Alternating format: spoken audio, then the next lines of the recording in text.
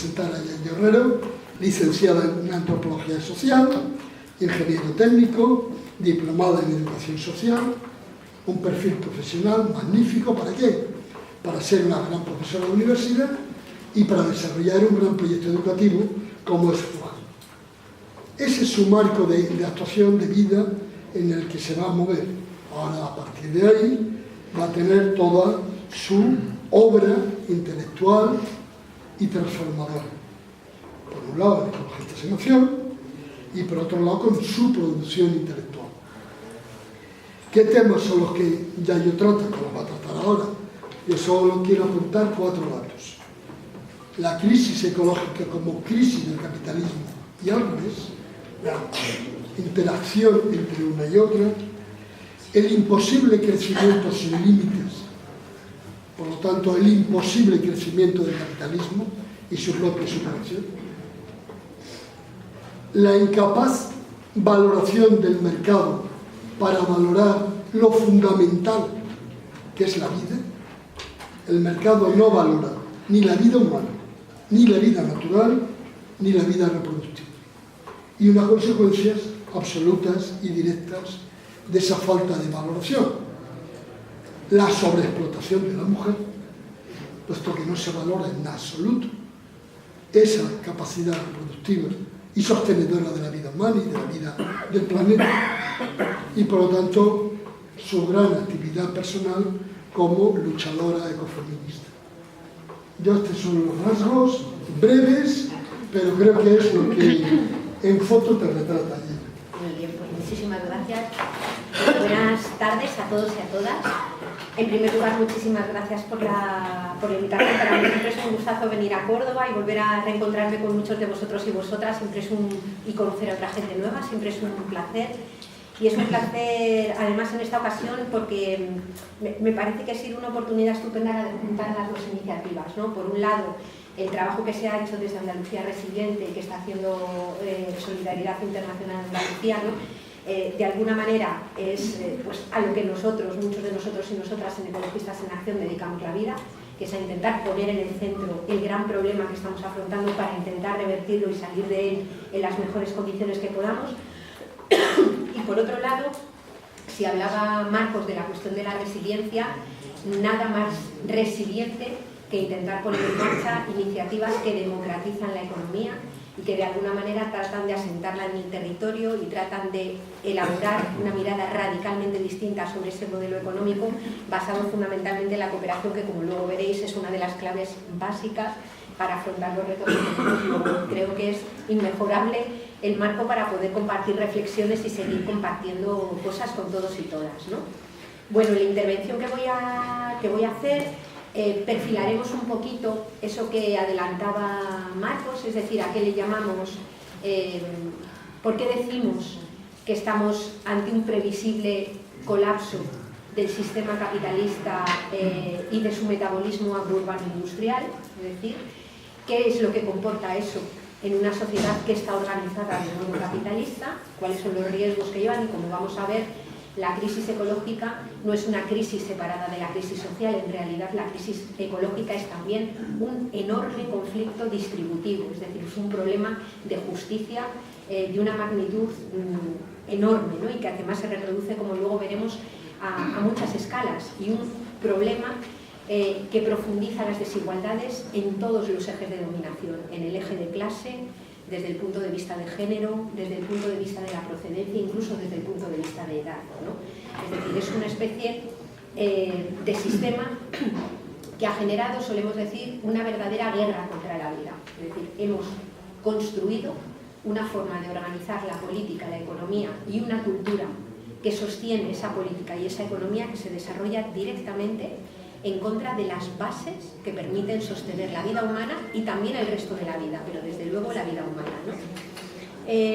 Como decir que estamos en guerra contra la vida, aunque muchas personas de las que estáis aquí, por el tipo de espacio en el que participáis, ya conocéis muchas de estas cuestiones, no me voy a quedar con las ganas de alguna manera plantear algunos de los elementos básicos de diagnóstico, que espero que no me lleven mucho, y que siempre cuando hacemos y explicamos este diagnóstico, que es lo que nos lo que nos arrojan ahora mismo los datos de la mejor información científica que tenemos disponible, pues siempre decimos que es como hacer una especie de pequeño ejercicio de amargura, ¿no? Que es mirar el mundo material en el que estamos, mirar la situación de nuestro planeta, y es un ejercicio que, por amargo que sea, hay que hacer para poder salir de esta situación. Suele decir un compañero, Jorge Rietzmann, que es imposible salir de un pozo si previamente no somos conscientes de que estamos en él.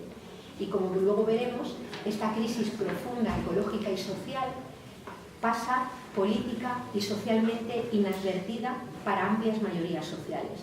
Por eso, además de ser una crisis ecológica y social, es una crisis civilizatoria, porque alienta la existencia de un paradigma civilizador y de desarrollo que directamente va en contra de la propia vida. Es decir, es como una civilización que se destruye a sí misma, pero mientras tanto el problema es que se cree que progresa.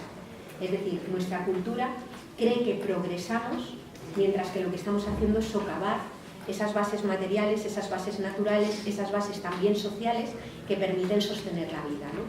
Vamos a perfilar un poco entonces esa crisis, en qué síntomas o en qué rasgos vemos que estamos en esta situación de guerra contra la vida. Pues en el plano ecológico, se refería hace un momento Marcos a una importantísima crisis de energía y materiales. Ambas crisis van de la mano y son centrales en el momento que estamos viviendo.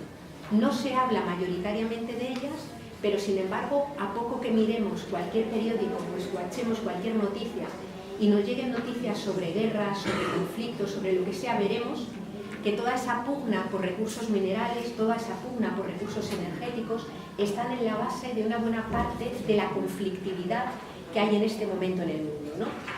En el año, yo los datos que voy a utilizar son los datos más conservadores y los que por tanto menos contestación tienen, ¿no? Son datos de entidades poco sospechosas de ser del ecologismo radical, como es la Agencia Internacional de la Energía, la Agencia Europea, Naciones Unidas. Hay datos que podrían ser como más acuciantes en términos de tiempo, pero prefiero utilizar los que son compartidos, convenidos, más conservadores y que menos contestación tienen, en el sentido que son los mismos datos que utiliza, por ejemplo, el Banco Mundial, el Fondo Monetario Internacional o el propio Foro de Davos. Es decir, donde nos encontramos ahora mismo que los diagnósticos que nosotros hacemos cada vez son menos discutidos, ¿no? Os pondré algunos ejemplos que son bastante paradójicos. Bueno, pues la Agencia Internacional de la Energía reconocía que en el año 2006 se alcanzó lo que se denomina el pico del petróleo convencional. El pico del petróleo convencional es ese momento de máxima extracción de petróleo, porque a partir de ese momento, por cada barril de petróleo que se extrae en cualquier lugar del mundo, no se encuentran reservas que lo puedan sustituir. Es decir, hemos llegado al pico de extracción de petróleo y se llama petróleo convencional porque es el petróleo que tiene una alta capacidad de hacer trabajo. Voy a decir una obviedad, nosotros y nosotras no utilizamos el petróleo para comérnoslo directamente, sino que el petróleo es un vector, es el motor que permite dinamizar todo el metabolismo económico. El petróleo es el que permite utilizar maquinaria, construir, trasladarnos, transportarnos, de alguna manera iluminarnos. Es decir, la energía fósil es la que ha permitido construir el modelo industrial globalizado tal cual lo conocemos. Y se ha construido con unas energías fósiles de altísima calidad. En cualquier proceso de extractivismo minero, en cualquier lugar del mundo, siempre se extrae primero la concentración de mineral que es más fácil de sacar y que está más concentradita, porque es mucho más barato desde el punto de vista económico y energético. Y claro, se extrajo primero en nuestro planeta todos aquellos yacimientos de petróleo que eran más fáciles de extraer. Ese petróleo de alta calidad que había en Estados Unidos, que había en algunas zonas de Arabia Saudita, que había en Kuwait, que estaba realmente a poca profundidad por debajo de la superficie terrestre y que relativamente con poca energía permitía generar mucho petróleo, ¿no? Para que nos hagamos una idea, eso se expresa habitualmente, y utilizo el término no por utilizar un término técnico, sino porque me parece que algunas de estas cosas tendrían que ser objeto de debate. Este conocimiento tendría que ser profundamente democratizado y ser objeto de debate precisamente en los movimientos de base. Este petróleo de alta calidad tenía una característica, que era la de tener una alta tasa de retorno energético. Suele aparecer en los textos como TRE, ¿no? Tasa de retorno energético. Nos han roto la cabeza con el asunto de las siglas. Bueno, pues esa tasa de retorno energético expresa la cantidad de energía que obtengo en función de la que invierto. Para obtener energía hay que gastar energía, aunque solamente sea en la maquinaria que hace el agujero en el suelo y extrae el petróleo. Bueno, pues el combustible fósil que se extraía durante una buena parte de comienzos del siglo XX, finales del XIX, era un petróleo que tenía tasas de retorno que oscilaban entre 100 y 110. Eso significaba que yo invertía un barril de petróleo en el complejo extractivo y a cambio obtenía 100 o 110 barriles de petróleo, una tasa de retorno altísima. Bueno, pues de ese petróleo en el planeta ya no queda prácticamente nada. Ahora mismo, por ejemplo, el petróleo que se extrae en el Mar del Norte, en Noruega, tiene una tasa de retorno que oscila alrededor de 30. Es normal, porque ya no es un petróleo que se saca concentrado haciendo un agujero en el suelo y extrayéndolo, sino que está en el fondo del suelo marino. Por tanto, hay que montar una plataforma petrolífera que flota en el mar, descender al fondo del suelo marino, hacer el agujero de varios miles de metros para abajo, extraerlo y depurarlo. Es decir, hace falta mucha más energía para obtenerla. Y la tasa de retorno es 30. Invertimos un barril de petróleo en montar todo el complejo extractivo y a cambio obtenemos 30, ¿no? Pero también ese petróleo empieza a declinar. Y por eso el modelo económico y las empresas energéticas han empezado a extraer lo que se llama petróleo no convencional. El petróleo no convencional es un petróleo que ya no está concentrado en minas, sino que está disperso por el territorio y hay que utilizar otro tipo de técnicas diferentes para poderlo extraer. Una de ellas, por ejemplo, es el fracking, que aquí se quiere utilizar para extraer gas natural, ¿no?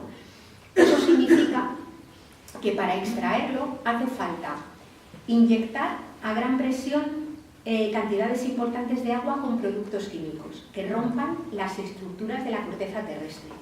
Mantener esas grietas abiertas con unas sustancias que se llaman propelentes, que suelen ser arenas, para conseguir que gotas dispersas de petróleo o burbujas dispersas de gas se unan y puedan ser extraídas.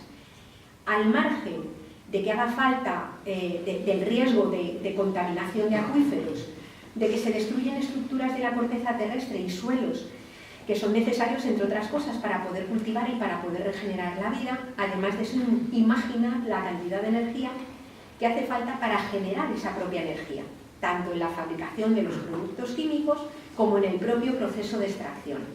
Eso lleva a que la tasa de retorno de la extracción por la vía del fracking esté situada entre 1 y 3. Es decir, invierto el equivalente a un barril de petróleo, obtengo el equivalente de 1 a 3 barriles de petróleo. ¿Por qué cuento este rollo de la tasa de retorno y de los barriles de petróleo?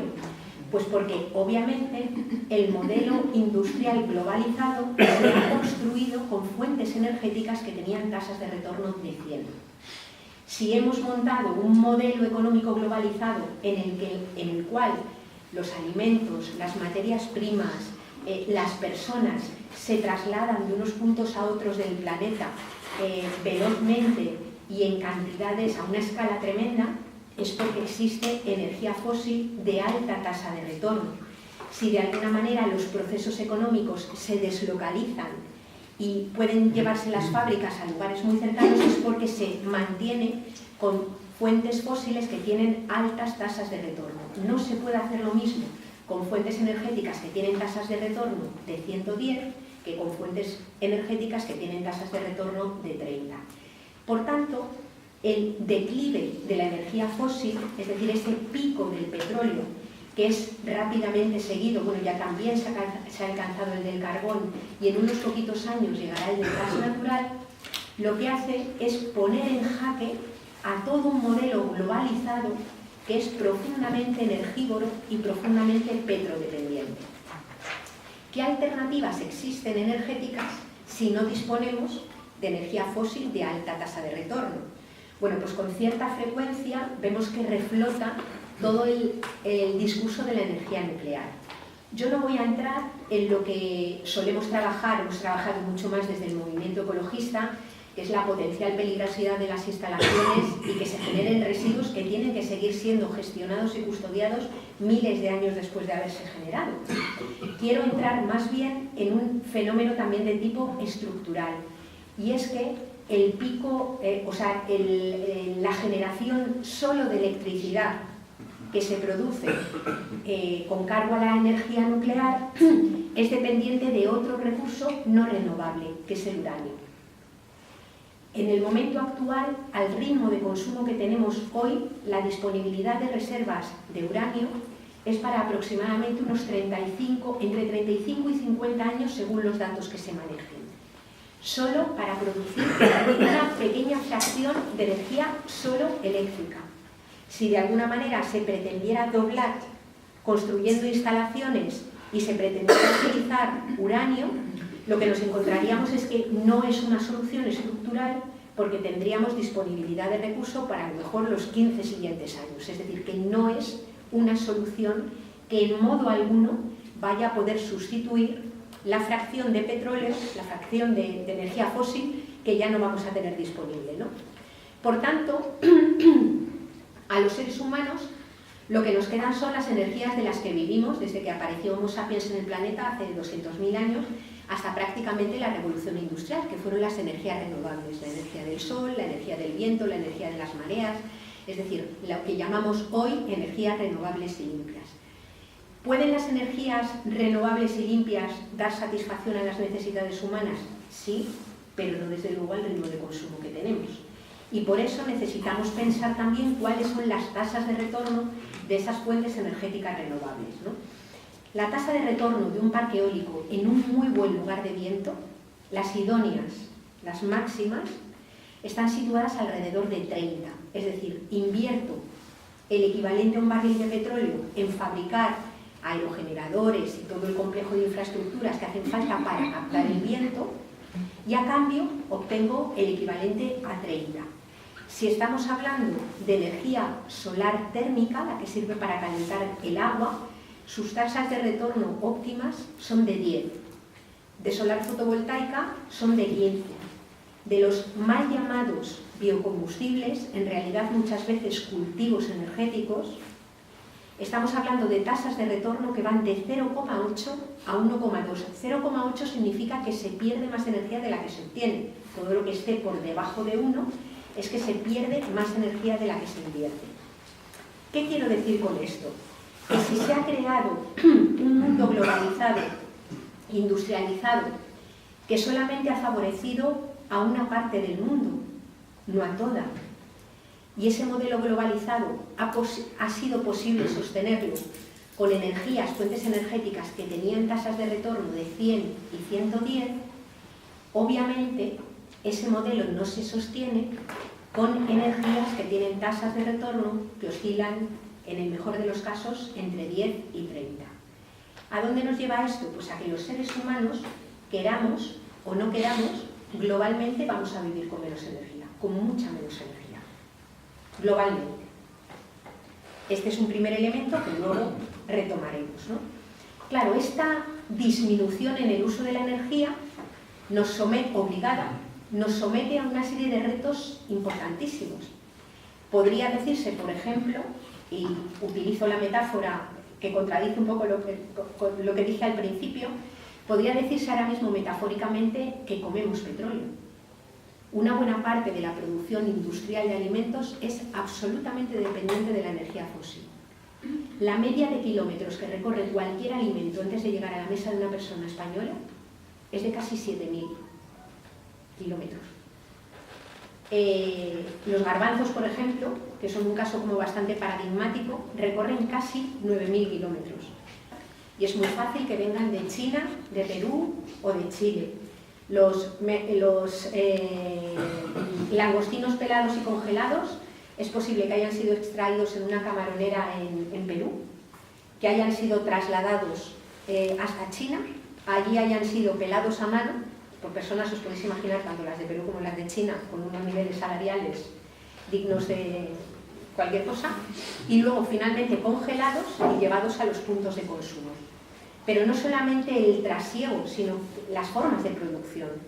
estos grandes campos de cereales, estos grandes monocultivos de cereales, por ejemplo, de Estados Unidos o de una buena parte de América Latina, es decir, donde se está levantando bosque para sembrar grano y para sembrar también, por ejemplo, a veces palma aceitera, ¿no?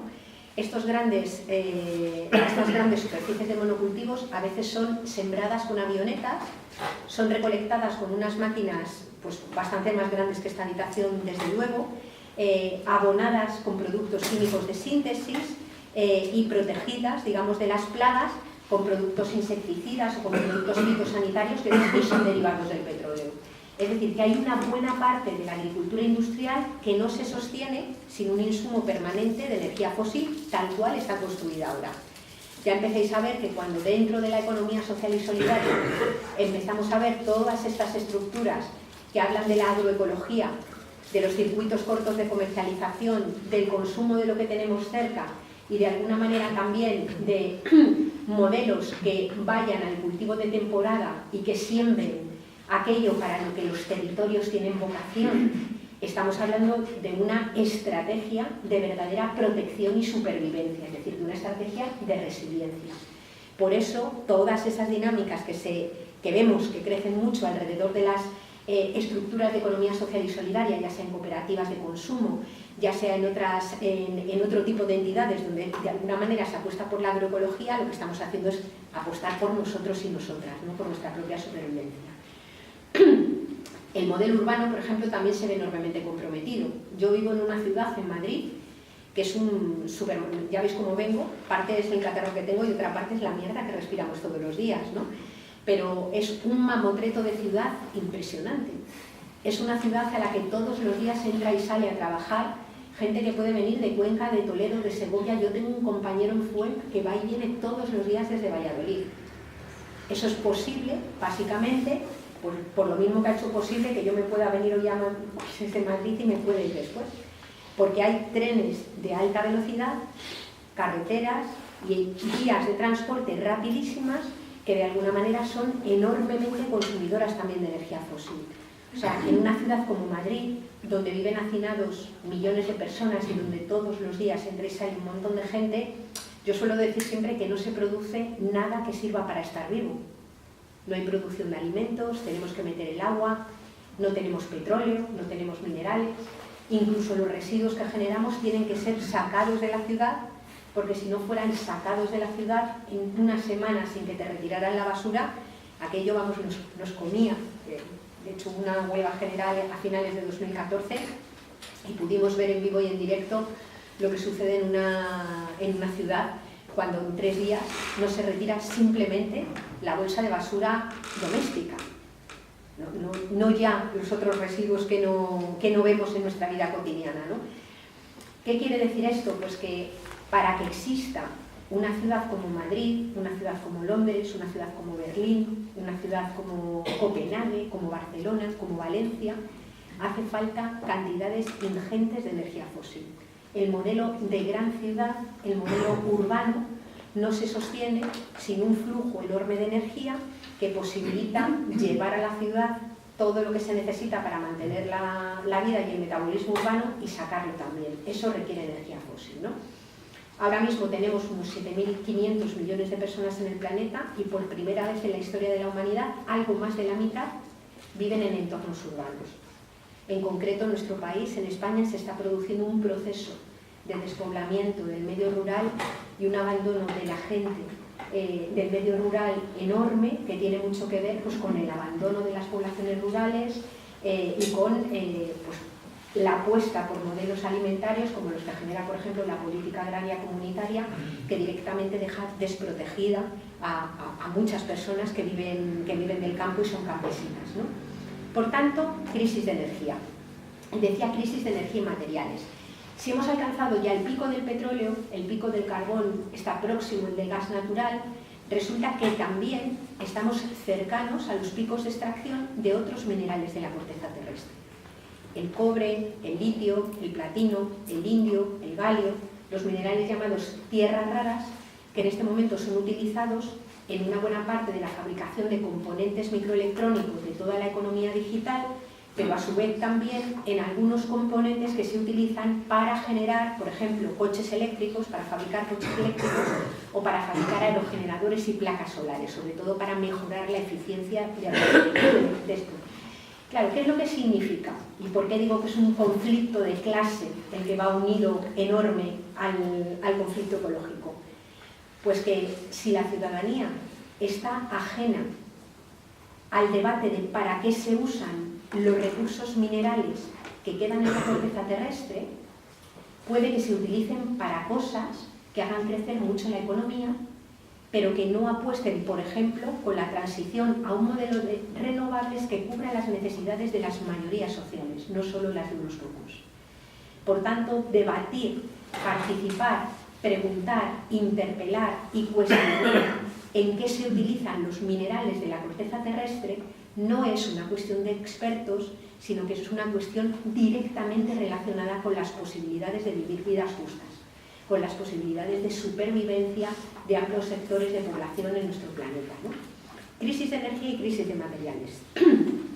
Y esta crisis de energía, que viene dada por haber utilizado los combustibles fósiles a unas velocidades impresionantes, es lo que ha generado también lo que llamamos hoy cambio climático. El cambio climático se ha producido por la quema acelerada de cantidades ingentes de energía fósil, que generan unos gases que llamamos gases de efecto invernadero, que vienen a engrosar una especie de mantita de gases que tiene alrededor la Tierra, y que esa capa de gases, siendo completamente necesaria para poder mantener la temperatura media global que necesitamos para vivir nosotros y otras muchas especies, al haberse visto engrosada, retiene mucho más calor y ha elevado esa temperatura media global, ¿no? El elevar la temperatura media global, cuando hablamos de los grados que se hablan en la cumbre, en las distintas cumbres del clima, de 1,5 grados, 2 grados, 3 grados, decimos, bueno, que se eleve 1,5 grados, 2 grados o 3 grados tampoco parece que sea para tanto, pero esto es como la fiebre, que pasas de tener 37,5 a tener 39, y si pasas mucho tiempo con 39 de fiebre, lo que sucede es que un montón de cosas en tu cuerpo dejan de funcionar. Y si la fiebre se prolonga durante mucho tiempo, esos deterioros pueden ser irreversibles. Lo que ha sucedido en nuestro planeta es que de repente ese calentamiento global en realidad lo que ha provocado ha sido como una especie de cambio en las reglas del juego que organizan lo vivo. Nuestro planeta es una cosa absolutamente maravillosa. O sea, es flipante ver cómo funciona la vida. Pero mientras que una buena parte de los políticos, de los economistas y muchas personas creen que esa vida funciona como si fuera una gran máquina, como si fuera un reloj y que todo lo podemos prever, nuestro planeta es una cosa bien distinta. Es una estructura que cambia y se autoorganiza. Y esa autoorganización que tiene, los procesos naturales, es una herramienta que ha elaborado la evolución natural precisamente para la propia supervivencia. ¿Qué es lo que sucede cuando de repente ha empezado a crecer la temperatura media global? Pues que de repente salen pollitos de sus huevos cuando todavía no han nacido las larvas de las que se tienen que alimentar, porque está todo descabalado, que de repente florecen las flores de un frutal en un momento en el que no debían de haber florecido porque hay más temperatura de lo normal, y luego te viene una lluvia a destiempo y borra toda la flor del frutal y no hay cosecha, que de repente algunos productos hortícolas no se desarrollen de la misma manera, que por ejemplo en latitudes como las nuestras los árboles tienen que pasar frío en el invierno, los árboles tienen que sumar un número de horas de frío para poder cumplir su ciclo. Cuando no los cumplen, cuando no cubren esas horas de frío, el funcionamiento vegetativo del árbol se altera y empieza a ser muchísimo más sensible y mucho más frágil ante infecciones por hongos, que a los hongos les mola mucho la humedad y el calorcito, y entonces ese frío ya no los expulsa. Quiero decir, se producen un montón de cambios en cadena que alteran la organización de lo vivo. Estos fenómenos que estamos viendo, que no es que hayan salido solo con el cambio climático, pero estas imágenes de la NASA, viendo los tifones y los huracanes haciendo cola para caer sobre las costas, por ejemplo, en América Latina, con una fuerza y una escala inusitada, y en concreto en el territorio nuestro, una sequía brutal. es decir, una profundización de una situación de sequía que es como el mayor efecto que vienen diciendo los expertos y los científicos desde hace bastantes años que iba a tener el cambio climático dentro de nuestro país. Hablaban de no hacer nada, una sahelización de la mitad sur del planeta y del Levante y una mediterranización del norte. Yo no sé si sabéis que este año ya ha habido restricciones de agua en Orense. Y este año tenemos un problema de agua que vamos a ir viendo cómo se va acelerando. Cualquiera de las personas que estamos aquí somos un 65% agua. Y sin embargo, cuando miramos los telediarios, cuando miramos el grueso de las noticias, resulta que las prioridades no las tenemos centradas en ver por dónde se nos desangra la vida. No las tenemos centradas en ver qué va a pasar con la evolución del agua en nuestro país, en ver qué va a pasar o cómo nos vamos a adaptar para poder producir alimentos con menos agua. Estamos preocupados por muchas cosas que tienen que ver con las banderas y con los orgullos, desentendiéndonos de nuestra seña de identidad básica, que es el lugar donde ponemos los pies y esa tierra que nos sustenta, porque todo, absolutamente todo lo que necesitamos para estar vivos, procede de ella. Por tanto, la cuestión del calentamiento global es otro grave problema que permanece, se habla mucho de él, pero desde nuestro punto de vista muy poco relacionado con sus causas estructurales y, por tanto, aportando pocas vías de salida para adaptarse a la parte que ya es irreversible y mitigar la parte que todavía podemos revertir, que es una parte importante, ¿no? La pérdida de biodiversidad es otro elemento central, ¿no? Y yo no me voy a entretener mucho porque si no, no me va a dar tiempo, pero digamos que la biodiversidad es mucho más que la colección de bichos distintos, incluidos nosotros, que pueblan la Tierra. Lo importante de la biodiversidad son, como en las cooperativas, la densa red de relaciones que se establecen entre todo lo vivo. O sea, lo importante de la biodiversidad no es que desaparezca una especie emblemática sin que me maten los compañeros y compañeras de ecologistas que están aquí, que es muy importante preservarlas, ¿no? Pero podríamos probablemente vivir sin alguna especie emblemática. Probablemente cuando desaparecen microorganismos, algunas especies que valoramos menos, otras especies vegetales, lo que sucede es que esa red de relaciones entre todo lo vivo empieza a flaquear y hay mucha menos capacidad de ser resilientes, es decir, de adaptarnos precisamente a los cambios que vienen derivados del calentamiento global. En un momento en el que cambia el clima, necesitamos tener cuantas más variedades de trigo o cuantas más variedades de hortaliza, mejor, porque alguna de ellas será más capaz de adaptarse a las nuevas condiciones que otras. Pero, sin embargo, lo que sucede es que en los últimos 20 años, por ejemplo, se ha pasado de cultivar casi 10.000 variedades de arroz en el planeta a cultivar básicamente 7.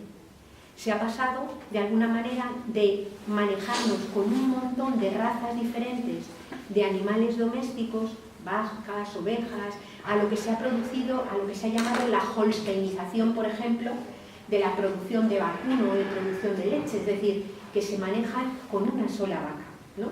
Es decir, eso, aparte de que luego entraremos en la cuestión de la explotación sobre otras especies, que claro, es una cosa absolutamente brutal, ¿no? Y de los sistemas alimentarios que están basados de una forma obscena en una proteína animal que tiene que reducirse de forma importante, ¿no?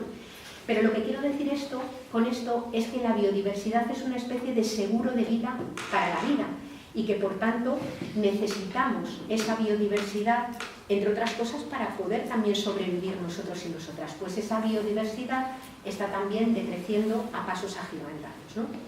Por tanto, crisis de energía materiales, crisis de petróleo, cambio climático y pérdida de biodiversidad. Y curiosamente, cuando muchas veces hablamos de la crisis ecológica, te encuentras que desde algunos sectores te dicen, bueno, pero este ha sido como el precio a pagar para poder tener desarrollo. Este ha sido el precio a pagar para poder tener empleos. Parecerá que no es un discurso muy así, pero ayer en el Foro del Clima del Congreso se utilizaba este discurso. Es decir, cualquier cosa que se haga para revertir la cuestión del calentamiento global o de la crisis ecológica tiene que ser a costa de no provocar pérdida de empleos o de no descender el desarrollo. Pero cuando miramos con una lupa un poco más gorda cómo se ha producido también ese modelo, vemos que desde su propio nacimiento ha generado unas terribles desigualdades. Primero, desigualdades en términos centro-periferia. El modelo industrializado, globalizado, se construyó muy apoyado en los procesos de colonización. Es decir, las colonizaciones que se hicieron desde el siglo, prácticamente desde el mal llamado descubrimiento de América, hasta bien avanzado el siglo XIX y casi principios del XX, en el que se independizan muchos de los países colonizados todavía en África, esa parte del mundo, esa periferia, ha sido utilizada en realidad como una gran mina y como un gran vertedero al servicio del proceso de desarrollo de los países enriquecidos. Es decir, se ha producido un enorme flujo de energía, de materiales, de minerales, que se ha podido sostener de alguna manera el crecimiento o lo que hemos llamado desarrollo en el mundo occidental. Según hemos ido topando con los límites físicos del planeta, esas desigualdades también se han empezado a profundizar dentro de nuestros propios países.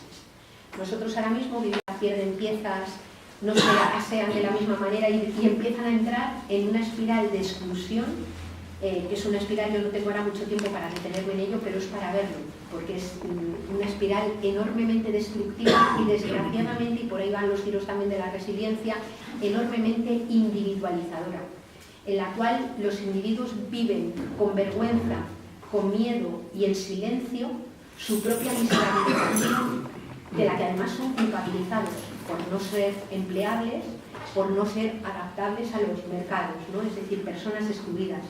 Pero luego tenemos también masas de personas que están desempleadas, que constan en las cifras del paro como desempleadas. Están desempleadas en un sistema que te ofrece como una única posibilidad de satisfacer las necesidades, acceder a la renta a través del empleo, no hay otra. Luego, la situación de desempleo desprotege muchísimo a la gente. Y de forma muy reciente, una ampliación del fenómeno de los trabajadores y trabajadoras pobres. Es decir, personas que tienen empleo, pero que siguen siendo pobres porque las propias condiciones laborales son generadoras de pobreza. Ni te libran de la pobreza ni te libran de la exclusión, ¿no? Por tanto, hemos visto cómo se ha profundizado ese nivel de desigualdad. Y cuando analizamos más profundamente las desigualdades, nos damos cuenta de que si la vertiente de clase, si el eje de clase es determinante para ver quiénes son los ganadores y los perdedores de este modelo, cuando lo miramos y lo conectamos con la variable de procedencia, ya tiene una dimensión tremenda.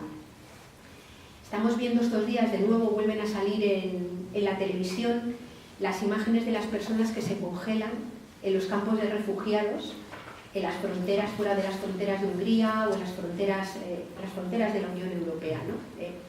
Que no se les permite pasar. Claro, lo paradójico es que muchas de esas personas migrantes que no acceden a Europa sí que ven cómo todos los días esas vallas se abren y se cierran para que entren los productos minerales, energéticos, alimentarios que vienen de sus propios territorios y de sus propios países. Es decir, una buena parte de las personas que migran, de las migraciones forzosas, son migrantes que migran por conflictos bélicos muy relacionados en muchos casos con guerras formales o no formales extractivistas, donde hay grandes empresas mineras, grandes empresas hidroeléctricas españolas, como si ahora mismo una multinacional se le puede llamar de algún país, ¿no? Pero de base o de domicilio español, inglés, canadiense, madereras que están saqueando directamente los recursos forestales de muchos de estos lugares, ¿no? Vemos también que hay personas que migran de forma forzosa por pura pérdida de hábitat, es decir, porque ya no pueden cultivar en los sitios que vivían por sequías o simplemente como está pasando, por ejemplo, en la isla Tuvalu, un país súper chiquitito del Pacífico, porque la subida del nivel del mar les está dejando directamente sin país. Son procesos de migraciones forzosas de gente que no va a tener a dónde volver. Lugares de donde la gente sale y lugares que siguen siendo explotados para sostener un metabolismo económico que cada vez va dando cabida o va dando respuesta a las necesidades de menos personas, ¿no? Y si además cruzamos esa variable con la variable de género, nos encontramos otro vector de desigualdad tremendo, ¿no? Cuando no crece la economía, como sucede en el momento actual, la economía global, y de alguna manera lo que sucede es que se aplican las únicas políticas que conocen nuestros gobiernos, la mayoría de nuestros gobiernos, que son las políticas que a mí me revienta, que llamen políticas de austeridad, porque la austeridad es una hermosísima virtud, de usar prudentemente los recursos que son finitos, ¿no? Pero esas políticas, digamos, de imposición del austericidio que se llamaron, claro, cuando expulsan a la gente de sus casas porque no pagan, cuando son las personas desahuciadas, cuando no se puede pagar cuidados, por ejemplo, para una persona mayor, cuando no puedes pagar los precios de las escuelas infantiles públicas. En la Comunidad de Madrid valen prácticamente lo mismo las escuelas infantiles públicas de la comunidad que las privadas. Cuando no hay becas de comedor, ¿dónde se satisface la necesidad de comer de los niños y las niñas que no pueden dejar de comer o no deben dejar de comer? ¿Dónde se acoge a la familia que ha sido desahuciada? ¿Quién se ocupa de atender a niños y niñas que no pueden ir a una escuela infantil? ¿Quién cuida a los mayores que están en una situación de dependencia fuerte? O incluso, ¿quién cuida a mayores que están siendo sacados de las residencias porque hace falta la pensión del mayor en la economía doméstica? Pues pasan a ser atendidos en las casas, en los hogares. Y dentro de los hogares, que muchas veces son como las grandes corporaciones del patriarcado, la tarea de cuidado se recarga de una forma muchísimo más intensa sobre las mujeres. Es decir, son mayoritariamente mujeres quienes están actuando como mayor amortiguador de la crisis. Y los hogares se están convirtiendo en verdaderos polvorines, donde las relaciones patriarcales, que ya eran previas, se ven acrecentadas y estamos viendo cómo se disparan los casos de violencias machistas y de asesinatos machistas, que no tienen su origen en la pobreza, ni en el sistema patriarcal, en un sistema violento, pero que se ven profundamente acrecentados, ¿no? Es decir, que se establecen desigualdades en todos los ejes de dominación. Bueno, por tanto, nos estamos encontrando con un modelo que es que directamente pone en riesgo la propia vida, es decir, que está poniendo en riesgo la organización de las sociedades, la supervivencia de los seres humanos y nuestro propio planeta, ¿no? Luego, ante eso, necesitamos hacer cosas. Necesitamos hacer cosas. Y en este sentido, a mí me parece que la campaña Andalucía Resiliente, y cuando veáis los materiales que ha traído Marcos, apunta en algunas de sus líneas de una forma, en algunas de las líneas de actuación de una forma clarísima, ¿no? Tenemos un enorme problema cultural que tenemos que trabajar en todos los ámbitos en donde podamos, ¿no? Y es que hemos creado una cultura, la cultura occidental, que es incapaz de reconocer la relación de codependencia que tenemos con la tierra y es incapaz de reconocer las relaciones de interdependencia que tenemos entre las personas. Somos una cultura que ha interiorizado el dinero como si fuera una convicción sagrada. Creemos y sentimos que necesitamos dinero, pero no creemos y sentimos que necesitamos fotosíntesis, agua, cuidados o un marco relacional de vida. Como tenemos la cabeza desviada justamente a la vara de medir del dinero y creemos que lo que necesitamos es solo dinero y eso solamente entra por la vía del empleo, como sociedad hemos interiorizado una especie de lógica del sacrificio brutal. Todo merece la pena ser sacrificado con tal de que se genere crecimiento económico, con tal de que se generen empleos, sean los que sean, con tal de que se genere la posibilidad de hacer crecer ese dinero. Y hemos perdido la capacidad de pensar cómo podemos organizarnos para poder tener vivienda, para poder tener comida, para poder tener agua, para poder tener un marco de relaciones sin que a lo mejor eso pase porque tenga que crecer la economía en torno a sectores o actividades que otros eligen por nosotros. Otros que además no tienen como principal prioridad que las personas vivan bien, tienen como principal prioridad la de acumular beneficios, ¿no? Ese modelo ha sido profundamente exacerbado, vamos, con dos palancas absolutamente centrales, ¿no? Una es la palanca patriarcal. La palanca patriarcal no es solamente que haya diferencias de brecha salarial, no es solamente que haya diferencias entre hombres y mujeres en el acceso a determinados puestos de trabajo. El patriarcado es un sistema que ha generado una creencia peligrosísima, y es que hay sujetos, hay personas que son independientes de la naturaleza, independientes de su propio cuerpo y se responsabilizan de cuidar a otros. No hay nadie que pueda vivir desconectado de la naturaleza. No hay nadie que pueda vivir sin ser cuidado. No hay nadie que deba vivir sin cuidar a sus hijos e hijas o cuidar a sus personas mayores. Y si hay personas que creen que son absolutamente independientes y pueden vivir sin esa triple, digamos, obligación, es porque hay otras que en lugares ocultos, que no cuentan en la economía, que no se ven en la política, están haciendo eso para estas personas. Por eso nuestro modelo económico toma la forma de un iceberg. En un iceberg, ¿qué es lo que vemos por encima del agua? Es lo único que vemos. La parte más pequeñita del hielo de nuestro iceberg de la economía sería el empleo, que tiene salario y por tanto tiene reflejo en las cuentas económicas, está lo que se compra y lo que se vende, está la prima de riesgo, están las acciones, están las inversiones, pero por debajo, de forma invisible y sosteniendo lo que hay arriba, ¿qué hay?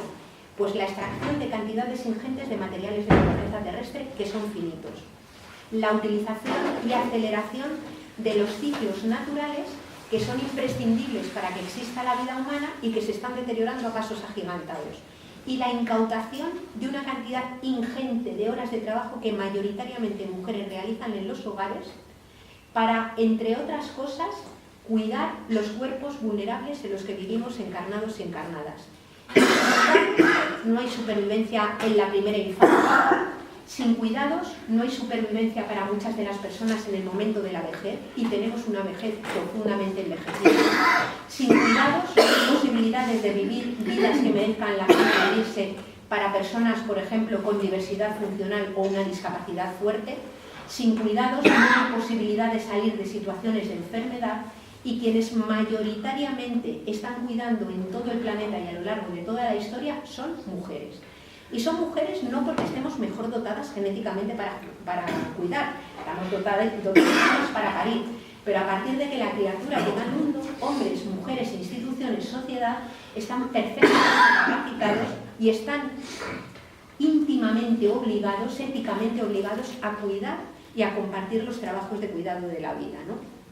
Bueno, pues nuestra economía mira esa parte que tiene reflejo en las cuentas del sistema y no tiene lo otro. No mira lo otro. Y es más, todas esas tareas que se hacen en los hogares no las consideran ni trabajo, las llama sus labores. Es más, cuando se hace la encuesta de población activa, a una persona que está una buena parte de su vida, varias décadas de su vida, disponible 24 horas al día, 7 días a la semana y 365 días al año, generando bienes y servicios en el marco de los hogares, la llama población inactiva. Y por ellas mismas no generan ningún tipo de derecho. Si vamos a tener una pensión o cualquier mecanismo de protección social es porque antes hemos participado en el mercado laboral. Esas personas que han estado trabajando toda su vida, si tienen esa protección económica será porque tienen un vínculo, normalmente el del matrimonio, con alguien que sí ha participado en el mercado laboral. Luego ese marco de derechos no los tenemos por ser personas, sino que los tenemos por haber sido empleados o empleadas, ¿no? Claro, eso es una situación enormemente vulnerable en un marco en el que ahora mismo no va a ser posible generar crecimiento económico, no lo está haciendo ya, como se generó solo en los países enriquecidos entre 1940 y 1970, lo que se llamaron los 30 gloriosos, que fueron los años del gran despegue económico keynesiano después de la Segunda Guerra Mundial. ¿Y por qué no es posible? Pues porque para que se produjera ese proceso de crecimiento de la economía real brutal que hubo, Hizo falta, entre otras cosas, un equilibrio entre la clase obrera organizada y los dueños de los medios de producción, y por otro lado hizo falta utilizar cantidades ingentes de energía, de materiales, de combustibles y de recursos de la naturaleza que ya se han agotado y no están. Por eso la economía está desde los años 80 en lo que se ha llamado un proceso de estancamiento secular, y la economía no crece a base de producir bienes y servicios nuevos, sino que crece en torno a burbujas que de vez en cuando explotan, llevándose toda la riqueza ficticia que habían creado. Por eso, los puestos de trabajo que se han perdido no se van a reproducir con la misma lógica, no van a volver nunca más. Por eso, cuando Rajoy dice que se está recuperando la economía y vemos que los salarios decrecen y los contratos cada vez son más asquerosos, es porque el poco empleo que hay se está precarizando y se lo están repartiendo a la gente. Por eso necesitamos pensar radicalmente en un modelo que le dé la vuelta a esto y que ponga en el centro la protección de la vida. ¿Cuáles son los ejes de ese modelo? Bueno, pues yo os aconsejo que leáis el manifiesto de Andalucía Resiliente, y ahí nos vamos a encontrar con un montón de planteamientos que hoy no vamos a poder desarrollar, pero los podemos pasar textos para que se puedan... En primer lugar, necesitamos un giro radical en la forma de entender el mundo, reconociéndonos como seres ecodependientes y como seres interdependientes. Y en mi opinión, tendríamos que empezar un proceso acelerado de educación popular, que en realidad debería de ser una especie de alfabetización ecológica acelerada. Es decir, para que nos demos cuenta de que la fotosíntesis, la polinización o la conservación de las especies animales y vegetales no es un asunto que nos mole mucho a los ecologistas porque somos muy hippies, sino que nos va en ello la vida, básicamente, ¿no? En segundo lugar, necesitamos también una apuesta por la emergencia social, una emergencia social radical. Es decir, no podemos salir de esta situación dejándonos atrás a las masas de personas empobrecidas y excluidas que se están generando. Y ahí el movimiento ecologista tiene que hacer una reflexión autocrítica, porque en muchas ocasiones ha sido un movimiento que, intentando convencer por la vía de los datos, de los procesos y de la información, ha estado muy lejos de los sectores más empobrecidos y de los sectores más vulnerables. Y ahora mismo hay importantes capas vulnerabilizadas de la población que sienten a la naturaleza como un competidor. Es decir, si ya es dramático que haya luchas entre pobres, poner a competir a las personas con la naturaleza es dramático y es un error garrafal. Es decir, más bien necesitamos una alianza tremenda con la naturaleza para poder salir adelante pudiendo garantizar las necesidades, ¿no? Por tanto, ese proceso de emergencia habla de un reparto radical de la riqueza. Dentro de las esferas capitalistas, el capitalismo como bien intencionado y políticamente correcto habla siempre de la lucha contra la pobreza. Pero luchar contra la pobreza no es más que luchar contra la excesiva riqueza. En un planeta que tiene límites físicos y la economía no puede crecer de forma permanente, la única forma de caminar a la justicia es garantizar el acceso a lo que hay. Garantizar el acceso a lo que hay. Cuando hay personas que tienen un consumo material, me estoy refiriendo al material, energía, minerales, tienen posesiones materiales en cantidades obscenas y muy por encima de lo que le corresponde, eso siempre es a costa de que otros se queden sin ello. Luego ahí tenemos una importante reflexión que hacer también sobre conceptos como el de la propiedad, sobre conceptos sobre a qué le hemos llamado seguridad. ¿Seguridad son las concertinas de las vallas? ¿Son los ejércitos? ¿Es el blindaje de las élites? ¿O seguridad es garantizar que las mayorías sociales van a poder comer, van a poder tener techo, van a poder participar, van a poder influir, van a poder tener una riqueza relacional en un planeta que está translimitado y que nos tiene que seguir durando para vivir? El concepto de seguridad será otro bien distinto, ¿no? Y necesitamos un cambio del metabolismo económico radical. Y aquí quería enlazar con que, desde mi punto de vista, la apuesta que está haciendo la economía social y solidaria y las redes de economía social y solidaria son claves, ¿no? Es una economía que lo que hace es partir de cuáles son las necesidades, qué es lo que hace falta producir y, por tanto, apuesta por los sectores socialmente necesarios. Es una economía ligada al territorio, una economía que pone en el centro y como foco el generar trabajos que sean trabajos conectados con la vida. Es una economía que está muchísimo más ligada a las cuestiones de cercanía y, por tanto, es un modelo económico, es una apuesta centrada en la cooperación, que es uno de los ejes centrales para salir de esta situación, ¿no? Porque si a mí me dijeran qué es lo que tenemos que hacer, sobre todo para organizarnos, porque las posibilidades de adaptación y de generar vidas resilientes, vidas que merezcan la pena vivirse en un entorno complejo, es precisamente la de poder hacerlo con otras y otros. Y ahí, ahora mismo hay un montón de iniciativas, como las que se refería Marcos, que podemos poner encima de la mesa. Cómo está creciendo todo el trabajo alrededor de la agroecología, los trabajos y descentralizadas sobre todo, ¿no? Trabajar las dinámicas de autoconsumo colectivo, el pensar en medios de comunicación que cuenten otras historias diferentes o tengan otros enfoques distintos, procesos de educación, redes de cuidados compartidos. Es que en cuanto empezamos a mirar alrededor, han proliferado una cantidad ingente de iniciativas. Que las instituciones, desde mi punto de vista, deben de ser catalizadores, pero no deben de ser quienes las controlen. El otro día vi un proyecto que me encantó en Puente la Reina, en Navarra, donde toda la energía municipal la están gestionando desde una empresa nueva municipal que se ha creado, que gestiona una pequeña mini hidráulica que había en el pueblo y luego han hecho una instalación solar, ¿no? Y crear, aunque solamente sean islas de espacios, islas y espacios antipatriarcales, justos, ecológicos y, a ser posible, muy, muy alegres. Pues nada, muchas gracias.